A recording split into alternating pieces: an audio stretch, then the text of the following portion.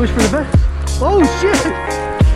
Oh god! How's it going, guys? Welcome back to another product review. Before I go on, I want to personally thank you guys again for watching our videos, liking and subscribing and sharing as well.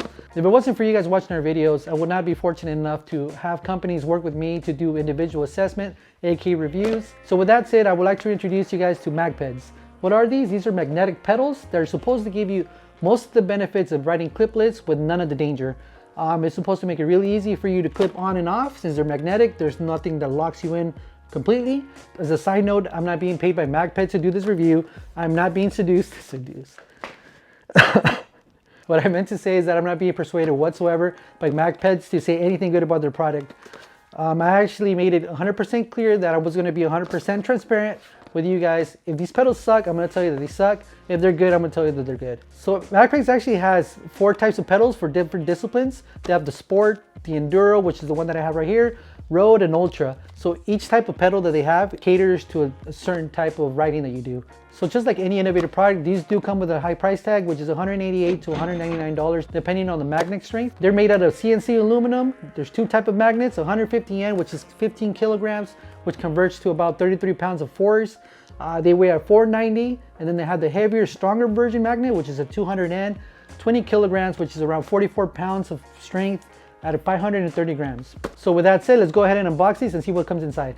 Okay, so let's move on to the unboxing. These are the MagPeds. Pretty much that's how the front looks, the side, nothing special. It gives you a nice little quick little description of the pedals. On the side, it does tell you which magnets you're getting. Mine are the 200. So let's go ahead and open this up. There it is. The box up like a nice little thank you letter. For MagPed, this is always nice when companies do this, you know, kind of thoughtful. Okay, gives you the pin locations where you should add pins. I don't know if I said this before, but you can add just a bunch of pins. In case you don't like it, you can take away the magnets and you have yourself a nice set of flat pedals. Nice brochure about MagPeds. So it looks like we have some pins. Like I said, they come with extra pins. They do recommend that you use these hardware because I think these are made of steel and it just doesn't give you that little gap where it doesn't stick to the magnet. So they recommend that you use their hardware. It comes with 2 sets of plates. Let's see. As a spacer, it's plastic spacer and a plate and 2 pedals. So there you go. It also comes with the L wrenches needed to put on, I believe, the pins and also tighten down the magnets. These magnets are adjustable. They can go up and down depending on the depthness of your shoe. But everything on this is replaceable. So the initial cost is kind of expensive, but then you can just maintain them. I gotta say, these magnets are super strong, man. Like, geez, I'm trying to take it off one hand. So using some force. There it goes. I'm also really curious if these are, I'm gonna be able to pick up my bike with just my legs. Okay, so here we go. The pins are all set. This is a recommended pin location. Okay, it got a little dark outside, so let's go ahead and slap on the plate to the shoe. I'm rocking the Bontrager's Rally. So here we go. We have the spacer and the plate. You can put these on without the spacer depending on how your setup goes. If it works better without it, then go ahead and not use it. So like I said, plate, spacer, and then it comes with 2 sizes of screws. A short one and a long one. That's about the length right there. That's the difference of it. We're going to try to use the long ones first because I'd rather have more material grabbing onto the shoe than a little bit less. And they do recommend that you put them on loosely, you know, just enough where the plate still slides, so that way you can adjust everything. And then once you get your adjustments right, go ahead and tighten it down. Yeah, these are pretty much well adjusted. I think these are as good as it's gonna get. The magnet's on there for sure. The shoe doesn't slide left or right. I mean, it does have some light movement, you know, which is fine, but the pedal is definitely on there. Let's go ahead and slap this on the other one and then put them on the bike. And then let's go out for a quick little test ride. Okay, I actually found my my little luggage weight thing. Let's see how much my bike weighs. Looks like it weighs around 39 pounds. Damn! Which is pretty heavy on a bike, but I do have a full water bottle, the toolkit right here. I have a speaker in the front. I do have a couple zip ties in here, a CO2 tank inside there. I do have the downhill casing on the Asseguys front and rear. I also have rim packs, and I think that's pretty much it. I might have forgot a couple things. Oh, and I have the new pedals now. They're pretty heavy with the dual magnets. So yeah, just to, you know, give you a quick reference of how much weight I have right now. And this is my normal, typical setup that I usually use. Okay, so I thought my first adjustment in the shoe was perfect. Unfortunately, it wasn't. So what we ended up using was an old mud flap. We pretty much just used the old spacer as a stencil, cut that out, added that new plastic piece into the spacer as well. And now it's thick enough where the shoe clips on perfect. As you can see, the magnets on there pretty flat, and it has enough pins in the shoes as well. Okay, so now that I know that my bike weighs 39 pounds, I'm gonna go ahead and see if these magnets are strong enough to pick up the bike. Pick up straight and even. Picks up the rear for sure. There you go, guys. It can pick up the bike. Let's see if it bounces. So yeah, with the light bounce, of course it's gonna come off, but it's pretty impressive. I feel like my bike's a little bit on the heavier side.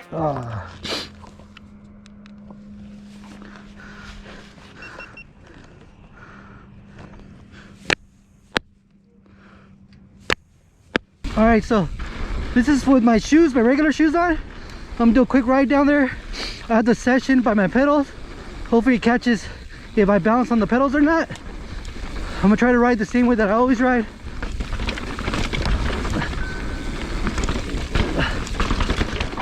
Whoa.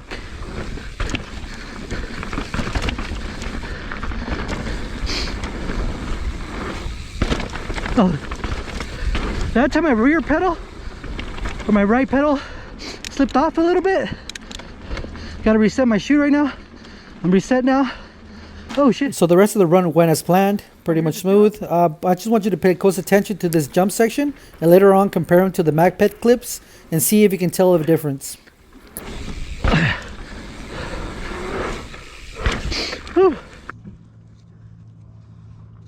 All right, so the pedals are on now. Let's see how easy it is to clip in. Let me try to get into the camera view on the GoPro in the rear. I'm in. Yeah. And left foot is in. All right, so I'm officially locked into the pedals now. How it feels on the climb. I don't know if you would call this locked in. Let's just say connected. I'm actually doing a little run, kind of late in the day. We should get dark within the next 35 to 45 minutes. Plenty of time for me to get to the top and test these things out for the first time. We just did the climb. First time on these MagPeds. I'll be 100% honest with you, like I don't really feel any difference going up. I didn't really feel like I benefited much from it. So this might change after a couple runs. The sun is going down. Looks like I have one more run left. So it's going down.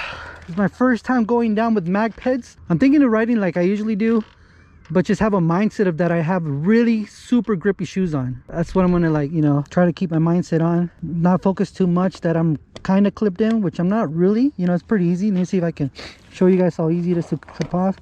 Put my foot down pretty quick. Pretty easy to clip on or connect. Let's say connect. See? Yeah, I'm on there pretty good. All right, here we go.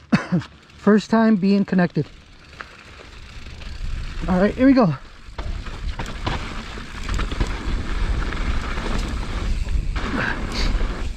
Whoa! Well, that was my first little like jump. The bike definitely follows my shoes. Huh.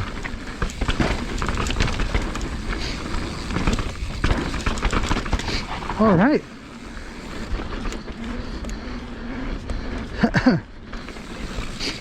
Whoa, that felt weird. This is definitely a feeling that I think I have to get used to.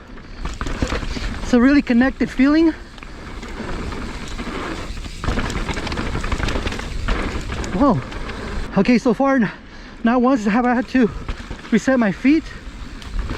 We're still in the same position I connected in. Just as a heads up, we're coming up to that section where I told you to pay close attention to. Just see if you can tell a difference. Okay, first jump. Being connected. Push for the best.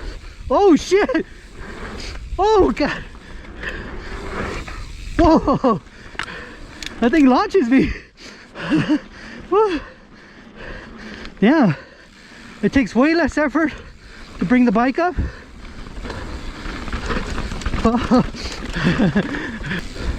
Here's another chunky section.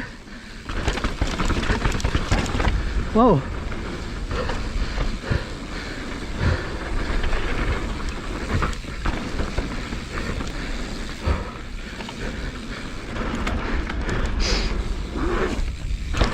Woo! Whew, that was overdrive on mag pedals. My quick impressions of it, that is definitely a very unique feeling. The feeling of being extremely connected to your bike is very odd. How's it going, guys? We're back home. I want to give you guys my quick thoughts and what I think about the mag peds. The first thing I noticed is that it makes my bike feel a lot more poppier and lighter. I think the reason being is that before my arms were doing maybe 80% of the lifting and another 20% were done with my legs. And what the mag peds did, they gave me that connected feeling that my legs are definitely now a factor of the weight distributing of the bike. So I feel like I'm almost at 60-40 or even 50-50 at some points. So now the bike follows my body really well, and that kind of adds to the feeling of a lot more control. And when it comes to jumping, since the bike feels lighter, it takes a lot less effort to get up in the air. As you saw in the previous video, when I came up to the jump, I wasn't going as fast as I usually do. I was kind of riding a little cautious since I wasn't really used to the whole like connected feeling. So on chunk, it felt even more stable and a lot more planted than it usually does. It also took away that little floating feeling, you know, when you go to a chunky section or a chattery place, like it almost feels like you float over the bike. Since I was connected to the bike, it definitely played a mind trick on me. Even though I knew I can get off the bike whenever I wanted to. My mind is telling me no, but my body is telling me yeah. My mind was telling my body that I was pretty much on the bike, and if the bike went down, I was going to go down with it. So I guess it's something that I got to personally work on, you know, just trust these pedals and trust that I can get off of them. And that's going to come with riding them more often. And I guess the question is not how do these pedals feel? I think the question is more like, how do these pedals make my bike feel? If you would ask me that question, I would definitely say that my bike feels a lot more planted, a lot more stable, and I could finally say that it's poppy and playful. Out of this whole demo, there's one thing I did not like, and that was the shoes. These shoes did not work for me. Like I said before, there's not a perfect product that works for everybody. These did not work for me. I have skinny ankles and they were kind of uncomfortable on these little top areas. I know the shoes are new. They probably, if I break them in, it would work a lot better. But there's two other things that I did not like about this shoe, and that was the pattern on these. As you can see, it has some pretty large squares. So when the pins of the pedal will land on those big ones, I feel like they would not dig in, but the pins that will go into the little grooves or line up with the grooves will feel pretty good. It just felt like a little slippery when they would go on these little large areas. Since the rubber doesn't feel as soft as the 510s, I feel like the pins were kind of on the sole instead of being kind of dug in it for more grip. So I guess I'm gonna have to find another pair of shoes that work a little bit better for me on that point. And there's one thing I want to clear up. I'm not comparing mag peds to clipless pedals because I've never worn clipless pedals. I'm simply trying to give you a comparison between flat pedals and the mag peds. And I gotta say that it's a night and day difference on that. I also gotta say that there's no flat pedal to softest shoe combo that you could run that will give you that connected feeling that mag peds do. And I also can't say that these pedals are for everybody just because we have a large variety of riding styles out there. But one thing I can say is that these pedals definitely do work. So I'm planning to keep riding on these just to give you a little long-term review, and also because I can see that they could definitely add to that fun factor of riding a mountain bike. And if you're the person that wants to try clipless but doesn't want to make the full commitment to that, I think mag peds is a pretty good option. Other than that, thank you for watching, and we'll see you guys on the trail.